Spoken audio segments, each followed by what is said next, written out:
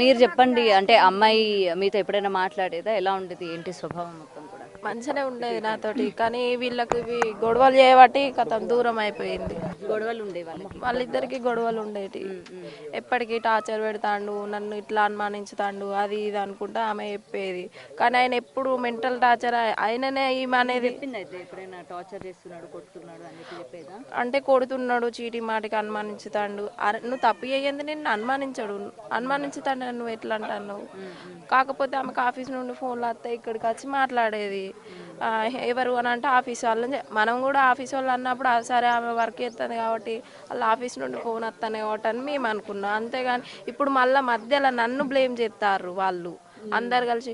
ఇక వాళ్ళు అంటారు కదా, ఈమెకేం సంబంధం, ఈమె ఎందుకు మాట్లాడుతుంది. అరే నా మరిది, నా భర్త తర్వాత మా మరిదే కదా మాట్లాడా, ఈమెకేం అవసరం ఆస్తి గురించి అని మధ్యలో నన్ను లాగుతారు వీళ్ళంతా కలిసి. అంటే ఇప్పుడు క్లియర్ అవుతుంది, ఆస్తి కోసము తన్ని పక్కకి తప్పిద్దాం అన్నట్టు తిని మాట్లాడుతుంది మాట్లాడుతుంది. నేను ఆ రోజు ఆయనకు ఫోన్ చేయడం కాకపోవడానికి కారణం ఆమె తిట్టింది ఫోన్ చేస్తే. లేనప్పుడు నా భర్తకు ఫోన్లు చేసి ఎక్కించి చెప్తారు ఎవరు, మా అత్తనా నేను. ఆ ముచ్చట కూడా నేను అడిగిన, మా మరిది ఉండేది ఉంటే ఆయన రెండు ఉచ్చుకును అన్నది. ఫోన్లు చేసి ఎక్కిస్తారు నా మొగనికి, ఫోన్లు నేను లేనప్పుడు చేస్తారు అని అన్నది. అని అన్నోళ్ళు ఆ కోపంతో నేను ఆ రోజు ఫోన్ చేయకుంటున్నా, లేకుంటే ఖచ్చితంగా నేను ఫోన్ చేసి మాట్లాడేదాన్ని. అది చదే వేయాలని మేము ఫోన్లు చేయకుంటున్నాం. లేకుంటే మేము ఆ రోజు మా మరిదిని ఖచ్చితంగా ఎలాంటి గొడవ పెట్టుకోకు నువ్వు అని ఆమెతో చెప్పేటోళ్ళం. మా మరిదిని మేము ఇంటికి పండగకి కూడా అత్తనంటే కూడా నేను రాను, మా ఇంటికే పోతా. సరే కొత్తగా పెళ్ళయ్యారు కదా పోనీ అనే మేము ఊకున్నాం. కానీ ఆయనని ఇంత మానసికంగా లొల్లి పెట్టి ఇట్లా ఆయన ఇట్లా చేసుకుంటాడని మేము అస్సలు అనుకోలేదు. మీరు మామూలుగా ఎప్పుడైనా జాగ్రత్తలు చెప్పేవాళ్ళ, ఇవి జరుగుతూ ఉంటాయి కాపురంలోనే, అవన్నీ కూడా పట్టించుకోకు, ఏం చేయకు? ఏం లొల్లి పెట్టుకోకు, మంచిగా ఉండు, ఎలాంటి లొల్లి పెట్టుకోకు అని అంటే సరే వదినా అది ఇది అని చెప్పేది. అంతేగాని ఇట్లా అట్లనైతే ఆయన దగ్గర ఎలాంటి, ఆయన తాగేదే ఒకటి లైట్ బీరు, లేకుంటే ఎప్పుడన్నా ఇక్కడికి వస్తే తెల్లగలు తాగేది. అంతేగాని ఆయన అది తాగుతాడు, బాగా తాగుపోతాడు, ఇట్లా అది ఇది అని ఆయనను బ్లేమ్ చేస్తారు తప్ప ఏది లేదు. రాజు మీతో ఎలా ఉండేవాళ్ళు వదిన? మాతోని మంచిగానే మాట్లాడేది, వాళ్ళ అన్నతోటి ఉన్నా లేకున్నా కానీ వదిన అది ఇది అని మంచిగా చూసుకునేది. కూడా పిల్లల గురించే చెప్పడం జరిగింది, సెల్ఫీ వీడియోలో కూడా పిల్లల్ని బాగా చూసుకో. ఇష్టం ఉండే బాబాయ్ గురించి అటే ఏమంటే బాగా ఇష్టం, ఏమంటే బాగా ఇష్టం ఉండే ఆయనకి. అదే పిల్లల్ని చూసుకోండి అని కూడా తను వీడియోలో చెప్పిండు పిల్లలు జాగ్రత్త వదిన బాయ్ అది ఇది అని చెప్పిండు. మాకు న్యాయం జరగాలి మా రాజు, అంతే. పోలీసులు ఏమంటున్నారు? పోలీసుల దగ్గర తీసుకెళ్లారా? అసలు ఏం జరిగింది ఏంటి, మొత్తం వీడియోలతో సహా ఇన్ని ప్రూఫ్స్ ఉన్నాయి కదా, పోలీసులకు చెప్పడం కానీ పోలీసుల దగ్గర నుంచి ఏ విధంగా వచ్చింది స్పందన? పోలీసులు ఇక అవి నాకు తెలియదు మేడం, మా ఆయనకు తెలుసు. సరే ఒకసారి రైట్. ఇప్పటి వరకు సౌందర్య తన వర్షన్ ఏంటి, ఏం చెప్తుంది, ఎందుకు చనిపోవాల్సి వచ్చింది ఏంటి అని చెప్తే మీరు కూడా చాలా వరకు వినే ఉంటారు. నా భర్త అనుమానించేవాడు, ర్యాపిడో మీద వచ్చినా కూడా అనుమానించేవాడు, లేకపోతే కొట్టేవాడు, తాగేవాడు, చాలా దారుణంగా హింసించేవాడు అని చెప్పి తన ప్రకారంగా తను చెప్పుకొస్తూ వచ్చింది. సో నిజానికి రాజు అలాంటి వాడైనా, నిజంగా హింసించేవాడా భార్యని? లేదండి, ఇదంతా చనిపోయిన వ్యక్తి మీద ఇట్లా ఇష్టం వచ్చినట్టు ఫేక్ న్యూస్ చెప్పడము, అబద్ధాలు చెప్పడము, కావాలని సృష్టించి చెప్పడము, అది అంత ఫేక్ అండి. చనిపోయిన వ్యక్తి వచ్చి చెప్తాడా ఇట్లా నేను హింసించాను అని చెప్తాడా? అతని వీడియో చూడండి మీరు ఒకసారి. చనిపోయేటప్పుడు ఒక 10-20 నిమిషాల ముంగట వీడియో తీసుకొని, నేను భార్య వల్లనే, నన్ను భార్య హింసించడం వల్లనే, భార్య టార్చర్ వల్లనే భరించలేక నేను చనిపోతున్నా అని చెప్పేసి అతను చెప్పిండు వీడియో తీసుకొని. మళ్ళీ కాల్ రికార్డర్ కూడా ఉంది. భార్య ఫోన్ చేసి మాట్లాడడం అనేది వీళ్ళిద్దరు భార్య భర్తల మాట్లాడుకున్నారు. కానీ ఇప్పుడు అతను లేడు కదా, ఆల్రెడీ చనిపోయిండు, బొందలు ఉన్నాడు కదా. అతని మీద, చనిపోయిన మీద వ్యక్తి మీద ఎట్లా ఇట్లా చెప్తారండి ఫేక్ న్యూస్లో, అబద్ధాలు ఎట్లా చెప్తారా అండి? అతను లేచేసి ఇప్పుడు నిజాలు చెప్పాలంటే చెప్తారా? పాసిబుల్ అవుతుందా మనకు? చెప్పండి ఒకసారి. అబద్ధాలు చెప్పొద్దా అండి? ఏదన్నా ఉంటే నిజాలు చెప్పాలి. అట్లా చెప్పాలి కానీ మీ ఇష్టం వచ్చినట్టు. మొన్న ఒకరోజు లైవ్లో కూడా, ఇప్పుడు టీవీ ఛానల్లో వస్తే లైవ్లో కూడా మా అత్త ఇలాంటిది, మా మేరాలు ఇలాంటిది, మా బావి ఇలాంటోడు, మేము పోతే ఇట్లా చేస్తామని బెదిరించారు, అది ఇది అని చెప్పడం ఫేక్ న్యూస్ అండి. ఎవరు చేస్తారండి? నీ భర్త కాబట్టి నీకు అధికారం ఉంటుంది. చనిపోయిండు కాబట్టి అతను వెంట నువ్వు రావాలి, భర్తను చూసుకోవాలి, ఇక్కడ అటెండ్ కావాలి, పోవాలి. నిజంగా మీరు అందరూ ఆపారా తను రాకుండా ఉండడానికి? అటు పోలీసుల చేత ఏమైనా ఆపించే ప్రయత్నం చేశారా? భార్య రావడానికి వీలు లేదు, తన వల్ల చనిపోయిందని? అయితే లేదండి, ఇది మేము ఎవరూ ఆపలేదు.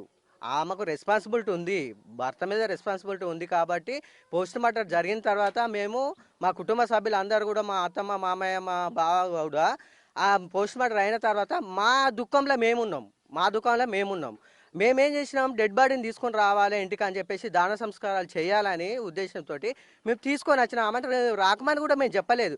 వీళ్ళు ఏమంటున్నారంటే అమ్మాయి వాళ్ళు మేము పోతే మేము పోవచ్చా, మేము పోతే పోలీస్ వాళ్ళే అద్దన్నారు. పోలీస్ వాళ్ళు అద్దంటారా అండి? ఒకసారి చెప్పండి. సొంత భర్తే కదా, పోలీసు వాళ్ళ మీద ఎందుకండి నెట్ పెట్టడం? పోలీసు వాళ్ళ మీద పెట్టదు కదా నెట్. వీళ్ళు ఇట్లా పోలీసు వాళ్ళు అన్నారు మీరు పోతే మీకు సెక్యూరిటీ ఉండదు, 250 కిలోమీటర్లు మేము వచ్చి మిమ్మల్ని కాపాడలేము, మీరు పోవద్దు, పోతే ఏమైనా అయితే మాకు సంబంధం లేదని చెప్పేసి పోలీసు వాళ్ళు అన్నారు అని చెప్పేసి వీళ్ళు అమ్మాయి అనడం అది తప్పండి. రావాలి. మరి ఇప్పుడు ఏం చేద్దాం అనుకుంటున్నారు నెక్స్ట్? పోలీసులకు మీరు మొత్తం కూడా ఈ ప్రూఫ్స్ అన్ని కూడా ఇవ్వడం జరిగిందా? పోలీసుల దగ్గర నుంచి ఏం చెప్తున్నారు?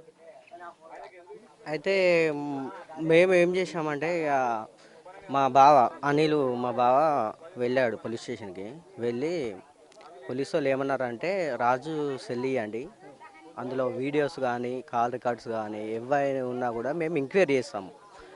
రాజు సెల్ ఇవ్వండి అంటే సిఐ గారికి సెల్ ఇచ్చేసాము. సిఐ ఎస్ఐ గారితో మాట్లాడినాము. ఆల్రెడీ మాట్లాడితే మేము ఇన్వెస్టిగేషన్ చేస్తామండి, తప్పకుండా రాజు విషయంలో ఇన్వెస్టిగేషన్ చేస్తాము. ఎలా ఊరు పెట్టుకొని చనిపోయాడు, భార్య భర్తలకు ఎట్లా గొడవ వచ్చింది, అమ్మాయి వాళ్ళ అమ్మ నాన్నని వాళ్ళ అన్నదమ్ముల్ని అమ్మని పిలిపించి ఇన్వెస్టిగేషన్ చేసి అడుగుతాం మేము.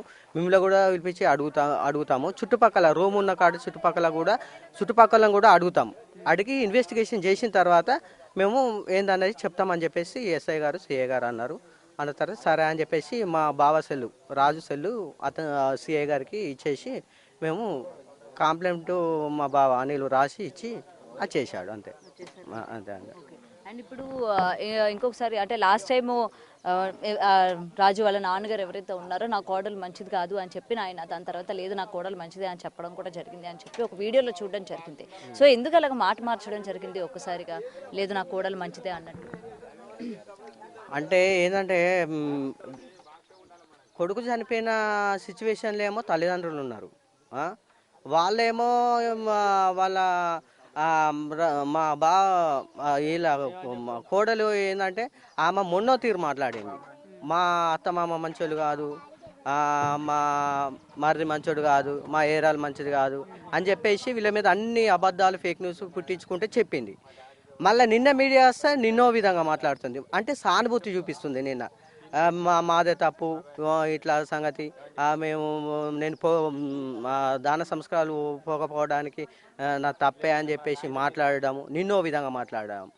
ఇట్లా రోజుకొక విధంగా మాట్లాడితే మేము ఏది కరెక్ట్ అనుకోవాలి చెప్పండి మేడం? ఏది కరెక్ట్ అనుకుంటాము? అంటే మీడియాకి తను తప్పు చేయలేదు, తన తప్పు ఏమీ లేదు, మొత్తం కూడా రాజు కుటుంబం వల్లనే నన్ను అక్కడికి రానివ్వలేదు, రాజు కుటుంబం వల్లనే ఇదంతా జరిగింది అన్నట్టు ఏమైనా చెప్పాలి అని అనుకుంటుందా? ఆ విధంగా సానుభూతి పొందాలి అని చెప్పి రోజుకొక మాట అనేది మార్చడం జరుగుతుందా? అయితే ఏంటంటే మేము పోయి కంప్లైంట్ అయితే ఎప్పుడు ఇచ్చామో మేము కంప్లైంట్ ఇచ్చిన తర్వాత దాన్ని బట్టి మేము వీడియోలలో మాట్లాడింది బట్టి వాళ్ళు చూసి సోషల్ మీడియాలో వీడియోలలో చూసి మాకు ఆపోజిట్ మాట్లాడడం జరిగిందనమాట. ఆపోజిట్ మాట్లాడము ఇట్లా ఆమె మాట్లాడ వాళ్ళ తల్లిదండ్రులు కానీ ఆమె కానీ వాళ్ళ అన్నదమ్ములు కానీ రాజు మీద అభండాలు వేయడం కానీ ఫేక్ న్యూస్ సృష్టించి కావాలని చనిపోయిన వ్యక్తి మీద అబద్ధాలు చెప్పడం అట్లా చెప్పొద్దా అండి? ఏదైనా ఉంటే క్లారిటీగా చెప్పాలి, ఏదైనా ఉంటే ఇట్లా సంగతి అని చెప్పేసి చెప్పాలి. మొన్నేమో అట్లా చెప్పింది, నిన్న మీడియా ముంగట మా అత్తమ్మ మంచోళ్ళే, అందరు మంచోళ్ళే, మా వాళ్ళు మంచోళ్ళే, మేము గొడవ పడడం వల్ల రాజు చనిపోయిండు, నేను దాన సంస్కారం పోలేదు, నా తప్పే అని చెప్పేసి ఇట్లా మళ్ళీ చెప్పడం. అంటే రోజుకొక మైండ్ సెట్, ఏదన్నా ఒకటే చెప్పాలి, స్టార్టింగ్ నుంచి ఒకటే చెప్పాలి. కానీ మొన్నోసారి ఓ విధంగా మాట్లాడడం, నిన్నోసారి ఓ విధంగా వాళ్ళ అన్నదమ్ములు ఓ విధంగా మాట్లాడడం, ఇదంతా ఏందండి? అసలు మా బావ చనిపోయిన దుఃఖంలో ఏమో తల్లిదండ్రులు ఉన్నారు, వాళ్ళ అన్న వదిన పిల్లలు వాళ్ళు ఉన్నారు. ఇట్లా ఒక్క చనిపోయిన వ్యక్తి మీద చెప్తే అతను లేచి వచ్చి చెప్తాడా? ఇప్పుడు బొందల నుంచి లేచి వచ్చి అయితే చెప్పలేడు కదా. అట్లా చెప్పొద్దండి, చనిపోయిన వ్యక్తి మీద చెప్పదు. నీకు ఏం జరిగింది, మీ భార్యల మధ్యలో ఇద్దరి మధ్యలో ఏం జరిగింది గదే చెప్పాలి. డిస్కషన్ ఏం జరిగింది, ఎట్లా గొడవ వచ్చింది, అతను ఎట్లా చనిపోయాడు ఏందనేది గదే చెప్పాలి. కానీ ఇష్టం వచ్చినట్టు మీ అత్తమ్మ మంచోడు కాదు, మా ఏరాలు మంచిది కాదు, మా బావ మంచోడు కాదు, వాళ్ళు మమ్మల్ని తిట్టిరు, ఈయన మమ్మల్ని టార్చర్ పెట్టిండు అని అట్లా చెప్పద్దు ఎప్పుడు కూడా. మీ భార్య భర్తలకు ఏం జరిగిందో, సిచ్యువేషన్ ఎట్లా జరిగిందో, ఆయన ఏమన్నాడో నువ్వేమన్నావో, మీకు ఇద్దరి మధ్యలో ఎట్లా గొడవ వచ్చిందో సద్దుల బతుకమ్మ రోజు అతను చనిపోవడానికి కారణం ఏందో అది చెప్పాలి ముందు. కానీ మీ వీళ్ళ మీద అబండాలు వేసి ఇష్టం వచ్చినట్టు నీ నోటికి ఎంత అంత అబద్ధాలు చెప్పద్దు కదా. రాంగ్ విషయం చనిపోయిన వ్యక్తి మీద చెప్పద్దు. అట్లా ప్రజలు కూడా నమ్మరు. సోషల్ మీడియా వల్ల వాళ్ళకు అతనికి రాజుకు ఒక సెలబ్రిటీ అండి, మామూలు క్యాండిడేట్ కాదు, ఒక సెలబ్రిటీ, ఒక షార్ట్ ఫిలిం యాక్టర్ అయినా అతనికి 4 లక్షల మంది ఫాలోవర్స్ ఉన్నారండి. ఇన్స్టాగ్రామ్ కానీ, ట్విట్టర్ కానీ, యూట్యూబ్ కానీ, వాట్సాప్ కానీ. ఆ పాటలు కూడా చాలా మంది వింటున్నారు. ఒక్కొక్కరు కూడా ఆయన వీడియో చూసి చనిపోయిన మాటలు వీడియో చూసి కూడా సోషల్ మీడియా ఎంతో మంది పెడుతున్నారు. కన్నీళ్ళు పెట్టుకుంటా, రాజు నువ్వు మంచిగా ఇట్లా చేసుకోనుంటివి, నువ్వు ఇట్లా చేసుకున్నట్టు కరెక్ట్ కాదు రాజు, నువ్వు నీ వీడియోలని మేము చూసి దుఃఖిస్తున్నాం, మాకు ఏడుపస్తుందని అభిమానులు ఏడుస్తున్నారు కదా సోషల్ మీడియాలో వీడియోలు తీసుకుంటా. ఎందుకు చేస్తారండి? మంచోడైతేనే కదా చేసేది.